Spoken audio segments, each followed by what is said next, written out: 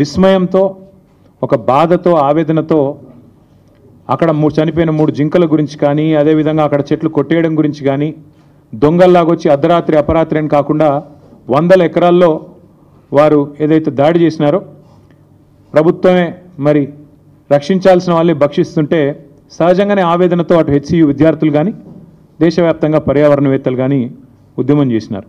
కానీ దీని వెనకాల అసలు రేవంత్ రెడ్డి గారు ఇంత హడావుడి ఇంత హంగామా ఎందుకు చేస్తున్నారు అని మేము ఆరాధిస్తే దీని వెనకాల దాదాపు 10,000 కోట్లను దోచే ఒక భారీ స్కామ్కు వారు తెరదీసినట్టుగా మాకు సమాచారం అందింది. జరిగింది ఏమంటే నిన్న హరీష్ రావు గారు మీకు చాలా వివరంగా ప్రెస్ మీట్లో కొన్ని విషయాలు చెప్పారు. ఎట్లా ఈ ప్రభుత్వం సుప్రీంకోర్టు గైడ్లైన్స్ని తుంగలో దొక్కుతోంది, సుప్రీంకోర్టు తీర్పులను బేఖాతరు చేస్తోంది, ఎట్లా వాల్టా చట్టాన్ని ఉల్లంఘించింది, ఎట్లా ఫారెస్ట్ యాక్ట్ని కూడా ఎట్లా ఫారెస్ట్ కన్జర్వేషన్ యాక్ట్ని కూడా ఎట్లా ఉల్లంఘించింది, అన్ని విషయాలు కూడా నిన్న వారు చాలా వివరంగా చెప్పారు. నేను వాటి జోలికి పోను. కానీ నేను చెప్పేది ఒక సరికొత్త ఆర్థిక నేరానికి ఏదైతే రేవంత్ రెడ్డి ప్రభుత్వం తెరలేపిందో, ఒక గోల్మాల్ ఏదైతే చేస్తూ ఉందో దాని విషయాల్లో నేను మీకు కొన్ని విషయాలు చెప్పాలనుకుంటా ఉన్నా. ఎక్కడ స్టార్ట్ అయింది అసలు ఈ కుంభకోణం అంతా కూడా?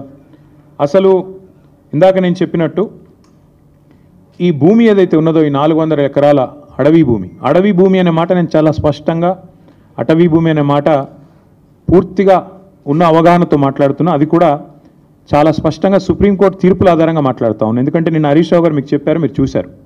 సుప్రీంకోర్టు 1996లోనే అంటే దాదాపు 30 ఏళ్ల కిందటనే స్పష్టమైన తీర్పు ఇచ్చింది. అడవి అని ప్రత్యేకంగా రిజర్వ్ ఫారెస్ట్ అని డిక్లేర్ చేయకపోయినా అడవులకు ఉండాల్సిన లక్షణాలు ఉంటే 0.4 క్యానపీ ఉంటే ఖచ్చితంగా అది ప్రైవేట్ ల్యాండ్ అయినా ఓనర్షిప్ ఎవరిదైనా ఖచ్చితంగా దాన్ని అటవీ భూమిగానే గుర్తించాలి అని సుప్రీంకోర్టు తీర్పు ఇవ్వడమే కాకుండా సుప్రీంకోర్టు రాష్ట్ర ప్రభుత్వాలకు ఆదేశం కూడా ఇచ్చింది. ఏమని? మీ దగ్గర సుప్రీంకోర్టు తీర్పుకు అనుకూలంగా ఓనర్షిప్ ఎవరిదున్నా అట్లాంటి భూములు ఎక్కడెక్కడ ఉన్నాయి లెక్క తీయండి, దాన్ని రిజర్వ్ ఫారెస్ట్గా ఆల్రెడీ డిక్లేర్ చేసి ఉన్నా చేయకపోయినా ఆ లిస్టు మాకు పంపించండి అంటే ఇక్కడ కూడా మన తెలంగాణ ప్రభుత్వం కూడా రేవంత్ రెడ్డి ప్రభుత్వం కూడా సుప్రీంకోర్టు ఆదేశాలకు అనుగుణంగా ఒక కమిటీని కూడా ఏర్పాటు చేసింది ఆ స్థలాలను గుర్తించడానికి. అందుకే 0.4 క్యానపీ ఉన్న ఈ భూమి ఖచ్చితంగా అటవీ భూమి. మీరు చూస్తారు సుప్రీంకోర్టు ఆల్రెడీ దాన్ని అటవీ భూమిగానే చెప్పింది. మన జస్టిస్ గవాయ్ గారు కూడా చెప్పారు. ఫారెస్ట్ కన్జర్వేషన్ యాక్ట్ 1980 ప్రకారం రేవంత్ రెడ్డి గారు చేసిన అతిపెద్ద ఫైనాన్షియల్ ఫ్రాడ్ ఏంటి అంటే ఒక అటవీ భూమిని ఇవాళ తాకట్టు పెట్టడం లేదా అమ్మడం ఆ అధికారం గవర్నమెంట్ కూడా లేదు. మీకు తెలుసు పోడు పట్టాలు మేము ఇచ్చాం గతంలో. పోడు పట్టాలు కూడా మీకు తెలుసు ROFR కింద పోడు పట్టాలు కూడా they won't give you complete rights on the land. మీరు దాన్ని అక్కడ సాగు చేసుకున్న దానికి అవకాశం ఉంటుంది, పొజిషన్కి అవకాశం ఉంటుంది తప్ప ఓనర్షిప్ ఉండదు, దాన్ని అమ్మేదానికి అవకాశం ఉండదు పోడు పట్టా విషయంలో కూడా. అట్లాగే ఈ అటవీ భూమి ఏదైతే ఉందో అడవి లక్షణాలు కలిగి ఉన్న భూమి ఏదైతే ఉందో 1980 ఫారెస్ట్ కన్జర్వేషన్ యాక్ట్ ప్రకారం ఇది మొత్తం రేవంత్ రెడ్డి గారికి తెలుసు. ఆయనకు తెలియదని కాదు, ఆయనకు తెలియకుండా జరిగింది అనడానికి కూడా లేదు. ఇక్కడ ఇంపార్టెంట్ ఇష్యూస్ 2-3 నేను మీకు స్పష్టంగా చెప్తాను. ఒకటి, ఎలాంటి ఎన్వైర్మెంటల్ ఇంపాక్ట్ అసెస్మెంట్ జరగలేదు అని చెప్పి మరి అటవీ శాఖ అనుమతి లేదు, ఎన్వైర్మెంటల్ ఇంపాక్ట్ అసెస్మెంట్ లేదు, ఇంకా ట్రాన్స్ఫర్ కూడా టైటిల్ది పూర్తిగా కాలేదు. అయినప్పటికీ ఫైనాన్షియల్ ఇన్స్టిట్యూషన్స్ని వెంటనే ఆగమేఘాల మీద ప్రభావితం చేసి ప్రభుత్వ అధికారులు మరి మిస్లీడ్ చేసినారా, ముఖ్యమంత్రి వాళ్ళని డైరెక్ట్ చేసినారా తెలియదు, మరి ఒక భారీ ఆర్థిక నేరానికి పాల్పడ్డారు. ఎట్లా చేసినారు ఇది? ముఖ్యమంత్రి గారికి ఒక బీజేపీ ఎంపీ పూర్తి స్థాయిలో వెనుక ఉండి సహకరించి ఒక బ్రోకర్ కంపెనీని తీసుకొచ్చారు. ఆ కంపెనీ పేరు trust investment advisors private limited అనే పేరుకు మర్చెంట్ బ్యాంకర్, బట్ చేసేది బ్రోకరేజ్. వారు ఈ కాన్సెప్ట్ వారికి చెప్పారు, మీకు FRBMను బైపాస్ చేస్తూ మీకు డబ్బులు తెచ్చిస్తాము, మీరు దానికి గాను మాకు డబ్బులు ఇవ్వండి, ఆ తర్వాత మీ ఇష్టం ఉన్న వాళ్ళకు భూములు అమ్ముకోండి. ఇది ఓవరాల్గా స్కీమ్. దీనిలో అన్ని నిబంధనలు మొత్తం అన్ని చట్టాలు నిబంధనలు సుప్రీంకోర్టు తీర్పులు అన్నిటినీ తుంగలో దొక్కారు. RBI గైడ్లైన్స్ని కూడా తుంగలో దొక్కారు. ఎట్లా? I will explain to you. ఈ ట్రస్ట్ ఇన్వెస్ట్మెంట్ అడ్వైజర్ అనే కంపెనీ వారికి రాష్ట్ర ప్రభుత్వం ఇప్పటికే 170 కోట్లు, దాదాపు 170 కోట్లు, 169 కోట్ల చిల్లర వారు ఇప్పటికే లంచం రూపంలో చెల్లించారు. వాళ్ళు సరే దాని కమిషన్ అంటారు, నేనైతే పక్కా చేసింది నేరం కాబట్టి లంచమనే అంటున్నా. ఆ ట్రస్ట్ ఇన్వెస్ట్మెంట్ అడ్వైజర్ వాళ్ళు ఇంకొక ఫైనాన్షియల్ అడ్వైజరీ సర్వీసెస్ ఫామ్ని ముంగట పెట్టారు. బీకన్ ట్రస్టీషిప్ అనే కంపెనీని రంగంలో దించారు. ఇదంతా కూడా ఏంటంటే ఒక స్కీమ్ ప్రకారం. ఇక్కడ ఇంపార్టెంట్ పాయింట్, పేరుకు పోయిన సంవత్సరమే రాష్ట్ర ప్రభుత్వం మాకు సుప్రీంకోర్టు తీర్పు రాగానే ఈ భూమిని మేము 75 కోట్లు పర్ ఎకరం మేము టీజీఐఏసీకి బదలాయిస్తున్నామని చెప్పి ఒక జీవో ఇచ్చింది. కానీ జీవో మాత్రమే ఇచ్చింది తప్ప ఆ ల్యాండ్ను ఎలియనేషన్ చేయలేదు, సేల్ డీడ్ చేయలేదు, మ్యూటేషన్ కూడా కాలేదు. అయినప్పటికీ తనకు చెందని భూమి, ఇంకో మ్యూటేషన్ అయితేనే నీ పేరు మీదకి ఓనర్షిప్ వస్తేనే ఆ ల్యాండ్ నీది అన్నట్లు లెక్క. ఇప్పుడు హెచ్సియు కూడా అదే అంటున్నారు కదా, హెచ్సియుకి ల్యాండే లేదు, హెచ్సియు ల్యాండ్స్ అన్ని మావే అని గవర్నమెంట్ ఎందుకు అంటుంది? ఎందుకంటే మ్యూటేషన్ కాలేదు కాబట్టి ఇంకా రికార్డ్స్ ప్రకారం నాదే ప్రభుత్వ భూమి అని ఈరోజు కూడా ప్రభుత్వం అదే వాదన చేస్తూ ఉంది. ఇవాళ ఇక్కడ కూడా అక్షరాల అదే జరిగింది. జనరల్గా ఇప్పుడు ఉదాహరణకి మీరు ఎవరైనా సరే వ్యక్తిగతంగా మనం ఒక ప్రాపర్టీ, మనకు ఒక ఇల్లో ఫ్లాట్ ఉందనుకోండి, లేదా ఒక ప్లాట్ ఉందనుకోండి, దాని మీద లోన్ తీసుకోవాలనుకుంటున్నారు తనఖా పెట్టి. జనరల్గా ప్రాసెస్ ఏముంటుంది?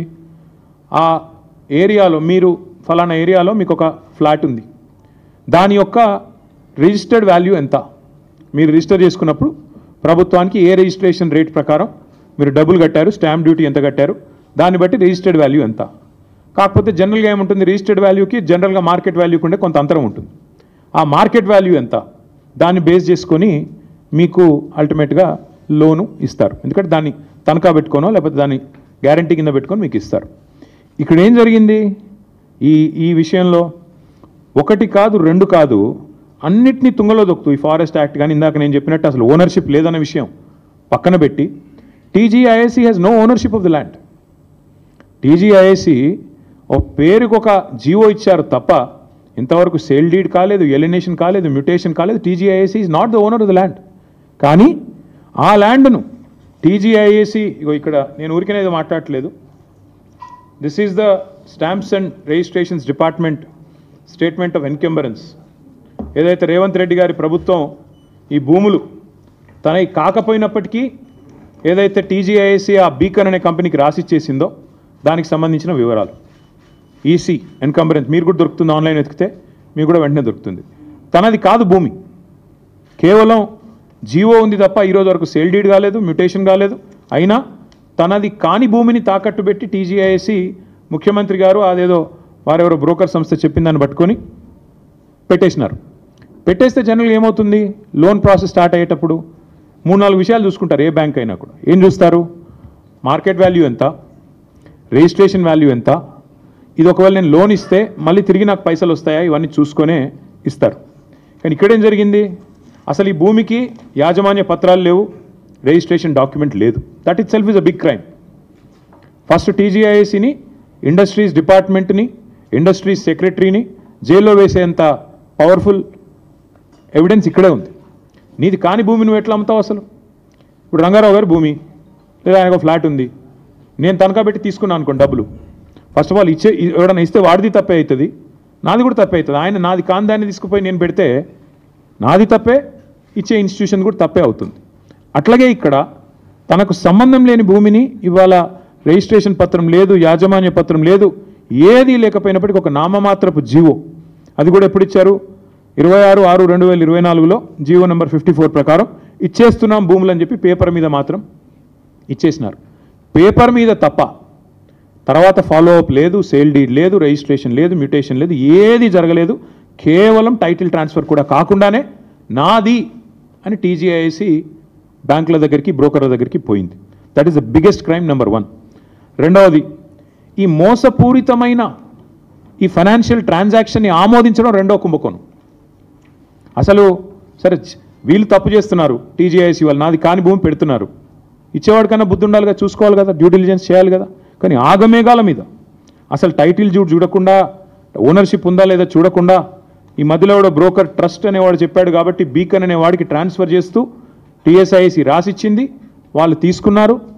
ఐసిఐసిఐ బ్యాంకు 10,000 కోట్లకు ఇచ్చేశారు. ఇక్కడ ఇంకా విచిత్రం ఏంటంటే ఈరోజు రిజిస్ట్రేషన్ డిపార్ట్మెంట్ ప్రకారం, స్టాంప్స్ అండ్ రిజిస్ట్రేషన్స్ డిపార్ట్మెంట్ ప్రకారం ఆ ఏరియాలో కంచే గచ్చిబౌలి ఏరియాలో గజం విలువ 26,900.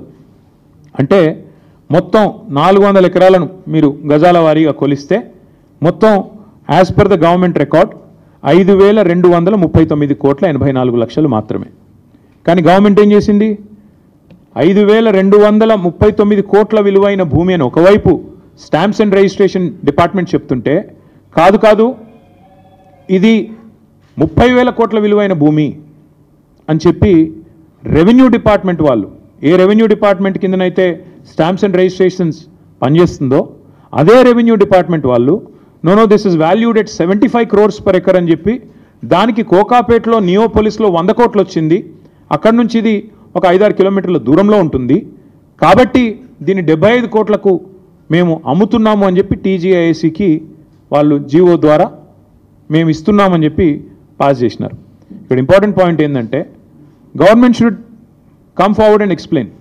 ఇప్పుడు నాకు ఒక ప్లాట్ ఉందనుకోండి, నా ప్లాటు ఇవాళ రిజిస్ట్రేషన్ విలువ 1 కోటి రూపాయలు, కానీ నేనేం చేస్తాను, నాకు పెద్ద మొత్తంలో లోన్ కావాలి, కాబట్టి నేనేం చేస్తాను, కాదు అది 1 కోటి రూపాయలు కాదు, దాని విలువ 15 కోట్లు ఉంటుంది, ఆ 15 కోట్ల మీద నాకు 10 కోట్ల లోని అని చెప్పి నేను బ్యాంకు పోతా. నేను బ్యాంకర్ కుమ్మక్ అవుతాం. కుమ్మక్కై ఆడ ఉన్నది లేనిది జనరల్గా అసెస్మెంట్ ఎట్లా చేయాలండి? వాల్యూ అక్కడ జరిగే ట్రాన్సాక్షన్స్ కానీ రిజిస్ట్రేషన్స్ కానీ ఆ చుట్టూతా ఉండే ఒక 5-6 కిలోమీటర్ల రేడియస్లో గత 3 సంవత్సరాలు జరిగిన ట్రాన్సాక్షన్స్ ఆధారంగా విలువ ఖరారు చేయాలి. ఇక్కడేం జరిగింది? ప్రభుత్వము ఆ బ్రోకర్ ద్వారా బ్యాంకు కుమ్మక్కయి అక్కడ లేని విలువను ఉన్నట్టుగా చూపెట్టి ఇవాళ 10,000 కోట్ల లోను తీసుకున్నారు. తీసుకోవడమే కాకుండా ఇక్కడ విచిత్రం ఏంటంటే అక్కడ ఒకవైపు గవర్నమెంటే చెప్తున్నది 26,900 per గజం అని, ఇంకోవైపు మరి గవర్నమెంటే 75 కోట్లు per ఎకరం అని చెప్పి లోన్ తెచ్చుకునే ప్రయత్నం చేస్తూ ఉంది. రెండిట్లో ఏది కరెక్టు? అయితే నువ్వు 75 కోట్లన్నా మరి ఆ మార్కెట్ రిజిస్ట్రేషన్ వాల్యూ కూడా పెంచాలి, చుట్టూ కూడా అంతా కూడా 75 కోట్లు ఉంది కాబట్టి 75 కోట్లు స్టాంప్స్ అండ్ రిజిస్ట్రేషన్ వాల్యూ కూడా అంతే అని చెప్పి అదన్నా పెంచాలా, because otherwise it's loss to the state exchequer. రాష్ట్ర ఖజానాకు చిల్లుబడ్డట్టే కదా. 75 కోట్లు అని చెప్పి నువ్వే ధర అని చెప్పి ప్రభుత్వం నేరుగా బ్యాంకుల దగ్గరికి పోయి మరొక వైపు 12-13 కోట్లకే ఎకరం అమ్ముతుంటే అది రాష్ట్ర ఖజానాకు చిల్లుబడ్డట్టే కదా. అయితే అదైనా తప్పు, లేదా నువ్వు బ్యాంకులను మిస్లీడ్ చేస్తూ, దేశాన్ని మిస్లీడ్ చేస్తూ, ఆర్బీఐని మిస్లీడ్ చేస్తూ అక్కడ లేని వాల్యూ ఉన్నట్టు చూపెట్టి ఇవాళ 75 కోట్లకు దాన్ని చూపెట్టి వాల్యూని క్రియేట్ చేసి ఆర్టిఫిషియల్గా దాని మీదకెళ్ళి లోన్ తెచ్చి ఇవాళ బ్యాంకులతో పాటు రిజర్వ్ బ్యాంకును తప్పకుండా దేశాన్ని కూడా మోసం చేసినట్టుగానే భావించాల్సి వస్తుంది. ఇంకా విచిత్రంగా ఉంది ఇక్కడ స్టోరీ. 5,239 కోట్ల విలువైన భూమిని 30,000 కోట్లని చూపెట్టారు మొదలు. ఆ తర్వాత ఇంకా విచిత్రంగా వెంటనే ఆగమేఘాల మీద వెంటనే వాళ్ళు డిసైడ్ చేశారు రేట్లు. 169 కోట్లు ఆ బ్రోకర్కి ఇచ్చినారు మధ్యలో. వెంటనే ఆగమేఘాల మీద 10,000 కోట్ల రూపాయలు బాండ్స్ రూపంలో ఐసిఐసిఐ బ్యాంక్ రిలీజ్ చేసింది. వీళ్ళు తెచ్చుకున్నారు, ఖర్చు కూడా పెట్టారు, కాంట్రాక్టర్లకు కమిషన్లకు ఇచ్చుకున్నారు. ఇక్కడ ఇంట్రెస్టింగ్ విషయం ఏంటంటే జీవో నెంబర్ 54 ప్రకారం పోయిన సంవత్సరం ఐ థింక్ ఇన్ జూన్ మీరే 75 కోట్లు per ఎకరం అని చెప్పారు. దానికి కోకాపేటలో ఉండే 100 కోట్లు per ఎకరం అనే ఆప్షన్ని ఒక ఎగ్జాంపుల్గా బెంచ్ మార్క్ కింద మీరే చూపెట్టారు. కానీ వితిన్ 5 months జూన్లో మీరే జీవో ఇస్తారు, 75 కోట్లు అంటారు. వితిన్ 5 months మళ్ళీ ఇంకో సంస్థతో ఏదో అసెస్మెంట్ చేయించారంట. November 23rd నాడు valuation report, this is done by some ఫరీష్ Rao and Rao associates అనే సంస్థతో అసెస్మెంట్ చేసి November 23rd నాడు కొత్త వాల్యుయేషన్ తీసుకొచ్చారు. లేదు మేము చెప్పింది తప్పు, ఆ జీవోలో చెప్పింది తప్పు, 75 కోట్లు అనేది దాన్ని తగ్గిస్తున్నాము అని చెప్పి కేవలం 75 కాదు 52 కోట్లు అని చెప్పి మళ్ళీ ఒక రిపోర్ట్ తయారు చేశారు. This is November 23rd. Why did it change? ఏం మారింది? 5 నెలల్లో 23 కోట్లు ఎందుకు తగ్గింది? ప్రభుత్వం సమాధానం చెప్తుందా? చెప్పదు. బ్యాంకర్ సమాధానం చెప్తాడా? చెప్పడు. దీని వెనకాల జరిగిన మతలబ్ ఏంది? చెప్పరు. ఇంకా విచిత్రం చెప్తాను నేను మీకు. అంటే 30,000 కోట్లు వెంటనే ఏం జరిగింది? దీనివల్ల వాల్యుయేషన్ రివైజ్ చేయడం వల్ల 20,000 కోట్లకు తగ్గింది. దాని తర్వాత మళ్ళీ ఇంకొకటి చేశారు. దాని తర్వాత ఏంది? కొత్తగా మళ్ళీ ఏదో రిలయబుల్ వాల్యూ అసెస్మెంట్ అని ఇంకోటి చేసిండ్రు. రిలయబుల్ వాల్యూ అసెస్మెంట్ అంట. గవర్నమెంటే 75 కోట్లని చెప్పింది, మార్చిలో. తర్వాత గవర్నమెంటే అపాయింట్ చేసిన కన్సల్టెంట్ దాన్ని తగ్గిస్తూ 52 కోట్లు అని చెప్తాడు. ఆ తర్వాత మళ్ళీ బహిరంగ మార్కెట్లో రిలయబుల్ వాల్యూ అసెస్మెంట్ అని చెప్పి మళ్ళీ తగ్గించి 41.6 crore అని చెప్పి ఈరోజు 400 ఎకరాలను మొత్తంగా 30,000 కోట్ల నుంచి ఈరోజు 16,640 కోట్లకు వాల్యుయేషన్ని కుదించారు. కుదించిన తర్వాత ఇవాళ ప్రభుత్వం చేస్తున్న కుట్ర ఏంటంటే అదే బ్యాంకరు అదే బ్రోకర్ను అడ్డం పెట్టుకొని తమ వాళ్ళు కొంతమంది ఢిల్లీ బాంబే బిల్డర్లను పిలుచుకొని మొదలు 75 కోట్లని చెప్పినా దాన్ని ఆల్మోస్ట్ సగానికి తగ్గించి వాళ్లకు అడ్డికి పావు షేరుకు ఈ భూములను అమ్మాలన్నది రేవంత్ రెడ్డి గారి యొక్క పన్నాగం. ఇక్కడ ఇంపార్టెంట్ పాయింట్ ఏంటి అంటే ఇది కూడా నేను మీకు ప్రజెంట్ చేస్తాను. ఇక్కడ ఇంపార్టెంట్ పాయింట్ ఏంటంటే the question I'm asking the government, question I'm asking టీజీఐఏసీ. First of all you don't have ownership. టీజీఐఏసీ నీది కాని భూమిని నువ్వు ఎట్లా తనఖా పెట్టావు, ఒప్పుకున్నవాడు ఎట్లా ఒప్పుకున్నాడు? Is this not crime? Is this not fraud? Number 1. Number 2, beacon trusteeship అనే కంపెనీ, అదేవిధంగా ఆ ట్రస్ట్ అనే broker, how did the government select them? What was the నామ్ followed? What was the process followed? ఎవరికి ఇచ్చారు, ఎట్లా ఇచ్చారు, ఎందుకు ఇచ్చారు? ఏమైనా ట్రాన్స్పరెన్సీ ఉందా ప్రాసెస్లో? లేకపోతే మీ ఇష్టమైన వాడికి ఆ బీజేపీ ఎంపీ గారు చెప్పంగానే వాడిని తీసుకొచ్చి కట్టబెట్టారా? ప్రభుత్వం సమాధానం చెప్పాలి. ఎందుకంటే చిన్న ఒక రూపాయి ఖర్చు పెట్టాలన్నా ప్రభుత్వంలో ఈ ప్రొక్యూర్మెంట్ ఉంటుంది. 1,00,000 రూపాయలు ఖర్చు పెట్టాలన్నా, 1,00,000 రూపాయలు టెండర్ పిలవాలన్నా ఈ ప్రొక్యూర్మెంట్ ఉంటుంది. మరి ఏ బేసిస్లో ఈ బీకన్ ట్రస్ట్, అదే బీకన్ ట్రస్టీషిప్, తర్వాత వాడవడం ట్రస్ట్ అడ్వైజర్స్ అనేవాడిని ఏ బేసిస్లో ప్రభుత్వం సెలెక్ట్ చేసింది? ఏ ప్రాసెస్ ఫాలో అయ్యింది? ఏ రకంగా వీళ్ళని సెలెక్ట్ చేశారు అంటే సమాధానం లేదు. ఎందుకంటే వాళ్ళు ఇష్టం వచ్చినట్టు ఇష్టారాజ్యంగా చేశారు. దాంతోపాటు సుప్రీంకోర్టు తీర్పు 96లోనే స్పష్టంగా ఉంది, any land, any area which has a forest like character, even though it's ownership west with government or private, can be classified as forest అని చెప్పి తీర్పు ఇవ్వడమే కాకుండా కమిటీని కూడా రాష్ట్ర ప్రభుత్వం ఏర్పాటు చేసింది ఐడెంటిఫై చేయడానికి. అట్లా ఎక్కడెక్కడ ల్యాండ్స్ ఉన్నాయి అది కూడా మీకు ఇస్తాను నేను, అప్పుడు ఎప్పుడు ఏర్పాటు చేశారు కమిటీ అనేది. ఇదంతా ఎందుకు చెప్తున్నాను అంటే ఇవాళ ఒక అటవీ భూమిని అమ్మడమే తప్పంటే, నీది కాని భూమిని అమ్మడమే ఇంకా పెద్ద తప్పంటే, ట్రాన్స్పరెన్సీ ఫాలో కాకుండా మొదలు 30,000 కోట్లని, ఆ తర్వాత 20,000 కోట్లని, చివరికి 16,000 కోట్లని, అసలు రిజిస్ట్రేషన్ వాల్యూ 5,200 కోట్లున్న భూమిని ఎంతమందిని పిచ్చోళ్ళని చేసి రేవంత్ రెడ్డి గారి ఆర్థిక ఫ్రాడ్కు పాల్పడుతున్నారు? అల్టిమేట్గా దీని వెనకాల మతలబేంది? మీరు దయచేసి నేను మిమ్మల్ని అడిగేది, నేనేదో ఇది కేవలం ఆరోపణ చేయడం లేదు, నేను వదిలిపెట్టను కూడా ఈ అంశాన్ని. దీన్ని మేము ఇవాళ I'm writing to the governor of Reserve Bank of India, I'm also writing to the Serious fraud Investigation Office, Ministry of Corporate Affairs, Government of India. I'm also writing to the SEBI ఎందుకు రాస్తున్నాను అంటే ఆ Beacon అనేవాడు, Beacon trusteeship అనేవాడు, he is already a member of the stock exchange. అట్లాగే we are writing to the Central Vigilance Commission and we are also writing to the Central Bureau of investigation. ఈ 5 ఏజెన్సీలకి ఇవాళ మా పార్టీ తరఫున ఇప్పుడు నేను మీకు చెప్పిన విషయాలు, వాటితో పాటు మిగతా వివరాలు అనెక్జర్స్తో సహా, మొత్తం అన్ని ఆధారాలతో సహా మేము ఈ 5 ఏజెన్సీస్కి, నేను మళ్ళీ చెప్తాను, రిజర్వ్ బ్యాంక్ ఆఫ్ ఇండియాకి, ఎందుకంటే ICICI bank is ultimately answerable to reserve Bank of India, serious fraud Investigation office, this is called SFIO, వారికి మినిస్ట్రీ ఆఫ్ కార్పొరేట్ అఫైర్స్ కింద వస్తుంది, వారికి, వారితో పాటు సెబీకి, సివిసికి, సిబిఐకి, 5గురికి కూడా ఇవాళ మా పార్టీ తరఫున నేను వ్యక్తిగతంగా అన్ని ఆధారాలతో లెటర్ రాస్తా ఉన్నాను. ఖచ్చితంగా ఇన్వెస్టిగేట్ చేయాలని చెప్పి నేను వారిని కోరుతా ఉన్నా. ఇక్కడ ముఖ్యమైన పాయింట్ ఏమంటే ఈ మొత్తం కుంభకోణం వెనకాల రేవంత్ రెడ్డి గారికి అండగా బ్యాక్గ్రౌండ్లో నిలబడ్డది, ఈ అంతా మేనేజ్మెంట్ అంతా చేసింది ఒక బీజేపీ ఎంపీ. ఆ బీజేపీ ఎంపీ గారికి ఈయన కూడా కొంత అనుచితమైన లబ్ధి చేకూరుస్తున్నారు రాష్ట్ర ప్రభుత్వం ద్వారా. ఎందుకంటే ఇక క్విడ్ ప్రోకో కదా, నేను ఇది చేస్తాను, నాకు అది చేయాలి, అది జరుగుతూ ఉంది ఇప్పుడు. ఇప్పటికిప్పుడు నేను దొంగ చేతికి తాళాలు ఇవ్వను, ఆ ఎంపీ గారి పేరు కూడా నేను బయట పెడతాను, నెక్స్ట్ ఎపిసోడ్లో బయట పెడతాను. ఎందుకంటే దీని వెనకాల ఉన్నది మొత్తం, దీని వెనకాల నడుపుతున్నది ఆ బ్రోకర్ను తెచ్చింది, ఆ బ్రోకర్ను రాష్ట్ర ప్రభుత్వానికి అటాచ్ చేసింది, ఆ బ్రోకర్ని అల్టిమేట్గా ఈ రకంగా ఆర్బీఐ, ఐసిఐసిఐ బ్యాంకు నిబంధనలు పాటించకుండా ఆగమేఘాల మీద 10,000 కోట్ల రూపాయలు అన్నిటిని వయలేట్ చేస్తూ తెచ్చింది కూడా ఆ ఎంపీ గారి సారథ్యంలోని ఆ బ్రోకర్. ఎందుకంటే అంత స్ట్రాంగ్ బ్యాకింగ్ ఉంటేనే యూనియన్ గవర్నమెంట్ది ఇంత వేగంగా డబ్బులు వస్తాయి. లేకపోతే 10 రూపాయలు పుట్టాలన్న సామాన్యుడికి దేశంలో 10 రూపాయలు బ్యాంకు నుంచి రావాలంటే 10 క్వశ్చన్లు కాదు 100 క్వశ్చన్లు అడుగుతారు. ఒక లోను శాంక్షన్ కావాలంటే, హోమ్ లోను మీ అందరికీ తెలుసు, అందరికీ ఉండే ఉంటాయి ఇక్కడ లోన్లు, హోమ్ లోన్ శాంక్షన్ కావాలంటే ఎన్ని పేపర్లు దస్ఖత్ పెట్టాలి? అట్లాంటిది 10,000 కోట్లు నీది కాని భూమికి కూడా ఇచ్చినవాడు నేరస్తురా కాదా? ఇంకొక మాట, ఇక్కడ బీకాన్ ట్రస్టీషిప్ కానీ టీజీఐసి కానీ they violated so many things. I even once again present it to you. First of all కాని ల్యాండ్ని పెట్టారు, తనఖా పెట్టారు, వాళ్ళ సంబంధం లేని ల్యాండ్ని మార్ట్గేజ్ చేసినారు, అప్పు తీసుకున్నారు. అట్లాగే knowing fully well this land is litigated, తెలుసు వాళ్ళకి ల్యాండ్ లిటిగేషన్లో ఉందని తెలుసు, లిటిగెంట్ ల్యాండ్ అని తెలుసు, హెచ్సియు ఆల్రెడీ క్లెయిమ్ చేస్తుందని తెలుసు. ఇన్ని తెలిసి కూడా కేవలం పైన అసలు ఒక్క ఐసిఐసిఐ ఎవడైతే 10,000 కోట్లు ఇచ్చాడో have they come for field inspection? అసలు భూమి ఉందా లేదా అని వచ్చారా? మీకు ఫ్లాట్ ఉంటే దాని మీద మీరు ₹1,00,00,000 అప్పడిగితే వచ్చి బ్యాంక్ వాడు చూసుకొని పోతాడా లేదా? అసలు ఐసిఐసిఐ బ్యాంక్ వాడు ఎవడైనా వచ్చాడా ఈ భూమి మీదకి? ఈ భూమి కాడికి వచ్చిండా? ఈ భూమి నిజంగా టీజీఐసిదా కాదా అని చెక్ చేసిండా? ఏదీ జరగలేదు.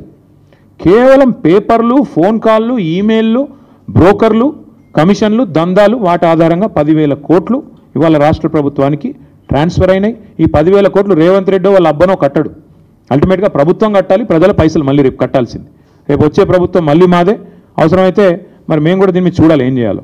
అల్టిమేట్గా నేను అనేది ఏమంటే ఈ అక్రమ లావాదేవీకి సంబంధించిన ఈ రుణం ఏదైతే వాళ్ళు ఉన్నారో బాండ్స్ రూపంలో తీసుకున్నారో ఇది ప్రభుత్వం చేసిన అతిపెద్ద నేరం.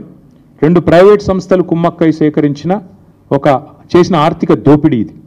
దీని మీద ఒకవేళ కేంద్ర ప్రభుత్వం కనుక స్పందించకపోతే నేను నిర్దిష్టమైన ఆధారాలతో సహా డేట్లతో సహా ఈ లెటర్ రాస్తున్నా. ఊరికినే ఏదో ఆషామాషిగా ఒక పేజ్ రాయడం లేదు, పూర్తి వివరాలతో రాస్తా ఉన్నాను. ఇప్పుడు నేను మీకు చెప్పినవి వాటికి పూర్తి స్థాయి బ్యాకింగ్తో సహా డాక్యుమెంట్స్తో సహా రాస్తున్నా. ఒక అడవి నమ్మడమే నేరం అంటే, బ్యాంకులను మోసగించడం ఇంకో నేరం అంటే, కాని భూమిని తమది కాని భూమిని అమ్మడం ఇంకో నేరం అంటే, ప్రజల డబ్బును కూడా దోచుకున్నారు. ఇప్పుడు ఈ వచ్చిన 10,000 కోట్లు ఏం చెప్పారు? దీని ద్వారా పేపర్లో లీకులు ఇచ్చినారు, వాళ్ళ పేపర్లలో రాయించినారు, మొత్తం రైతు బంధుకు పెడతాం పాపని అదన్న చేసిండ్రా?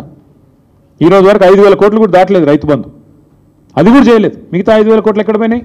మళ్ళీ మంత్రివర్గంలో ఉండే కాంట్రాక్టర్లు, వాళ్ళ అనుయాయులు, వాళ్ళ కమిషన్లు, మళ్ళా డబ్బులు దండుకోవడం, కమిషన్లు దొబ్బడం తప్ప చేసిందేమీ లేదు. This is such a big fraud.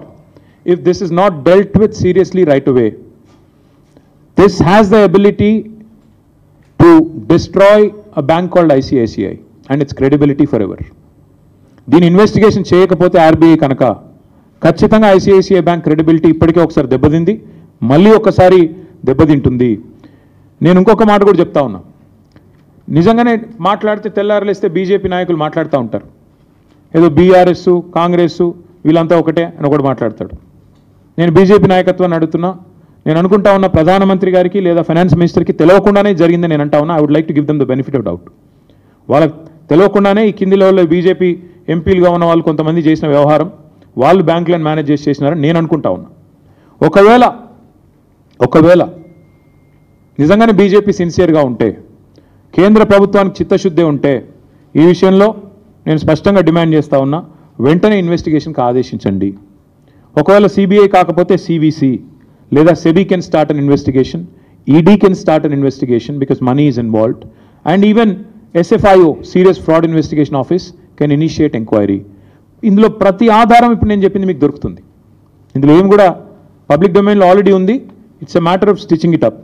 ఖచ్చితంగా ముఖ్యమంత్రి గారు, ఆయన ప్రభుత్వం తీసుకొచ్చిన ఒత్తిడి, అదేవిధంగా ఈ వ్యవహారంలో బ్యాంకు పాత్ర, how did the broker violate all these procedural issues, ఇవన్నీ వయలేట్ చేస్తూ కనీసం ఆ భూమిలో కాలు పెట్టకుండా 10,000 కోట్లు ఇవ్వడం అంటే, ఒక సామాన్యుడికైతేనేమో ఈ దేశంలో శల్య పరీక్షలాగా 100 పరీక్షలు ఉంటాయి ఒక రూపాయి లోన్ ఇవ్వాలంటే. కానీ 10,000 కోట్ల లోన్ ఇచ్చేటప్పుడు ఆ భూమి నీదా కాదా చూసుకోకుండా లోన్ ఇచ్చారంటే ఇంతకు మించిన ఫ్రాడ్ ఏదైనా ఉంటుందా? అందుకే we demand and will not leave it at this.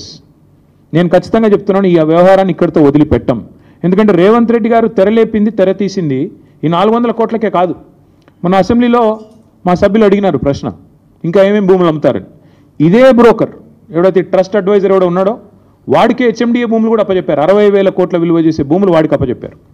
So దీనికి ఇక్కడితో అడ్డుకట్ట వేయకపోతే ఇంకొక 60,000 కోట్ల దోపిడీకి కూడా రేవంత్ రెడ్డి గారి ప్రభుత్వం ఆల్రెడీ స్కెచ్ చేసింది, తెర తీసింది, రెడీగా ఉన్నారు. ఇది మాది కాదు, కావాలంటే అసెంబ్లీ ఆన్సర్ కూడా నేను మీకు పంపిస్తాను, మీరు చూసుకోవచ్చు. 60,000 కోట్ల విలువ చేసే హెచ్ఎండిఏ భూములను కూడా ఇదే బీకాన్ ట్రస్టీషిప్, అదేవిధంగా ఆ ఫ్రాడ్ ట్రస్ట్ అడ్వైజర్ ఎవరు ఉన్నారు వాళ్ళిద్దరిని కూడా మరి అప్పజెప్పి వాళ్ళ ద్వారా దోపిడీకి పాల్పడే ఆలోచనలో రేవంత్ రెడ్డి ప్రభుత్వం ఉంది. We demand that union finance ministry ask RBI to investigate this matter. వెంటనే సీరియస్ ఫ్రాడ్ ఇన్వెస్టిగేషన్ ఏజెన్సీ దిగాలి ఇందులోకి. SEBI also should focus on this. 100% ఈ beacon trusteeship and trust investment అనే సంస్థలని వెంటనే నిషేధం విధించాలి till further enquiry. We demand that all financial transactions of these two agencies and these two institutions be suspended with immediate effect because they have committed a massive fraud.